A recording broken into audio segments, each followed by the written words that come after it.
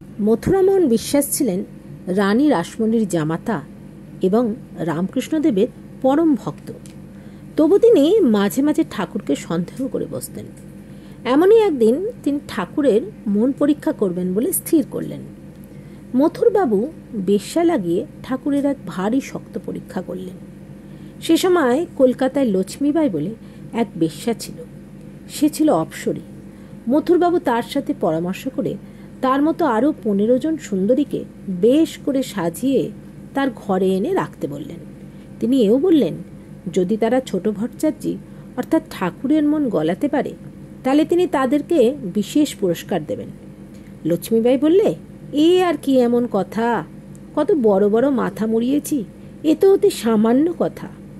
এরপর নির্ধারিত দিনে বাইজি তার ঘরে যত সাজবেশ ছিল সব গায়ে দিয়ে আরও 15 জনকে সঙ্গে নিয়ে সব রকমের ফাঁদ পেতে বাঘিনীর মতো বসে রইল।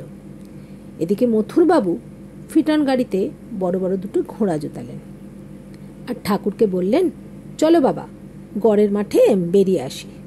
ঠাকুর মহানন্দে রাজি হলেন।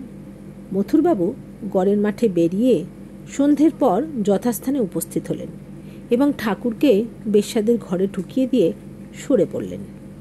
এদিকে ঠাকুর তো ঘরে ঢুকেই মা মা করে গীত গাইতে গাইতে সমাধিস্থ হয়ে পড়লেন। একমাত্র পরিধেয় বস্ত্রখানিও কোমর থেকে খসে গেল। ঠাকুর দিগম্বর।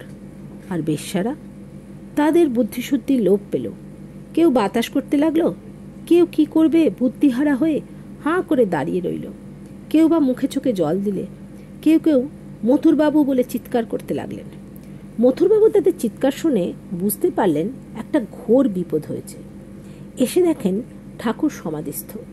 বেশ্যারা মথুরবাবুকে বকতে লাগলেন, বললেন, আহা, এমন ছেলে মানুষকে কি এমন করতে হয়? মথুরবাবু থ হয়ে দাঁড়িয়ে রইলেন। ঠাকুরের যেমনি বাহ্য চেতনা হলো, তিনি ওই অবস্থায় ঠাকুরকে নিয়ে দক্ষিণেশ্বরে উপস্থিত হলেন। পরদিন তিনি ঠাকুরের পা জড়িয়ে ধরে তার কাছে ক্ষমা চাইলেন। ঠাকুর যথারীতি তার নির্বুদ্ধিতায় হেসে তাকে ক্ষমা করলেন।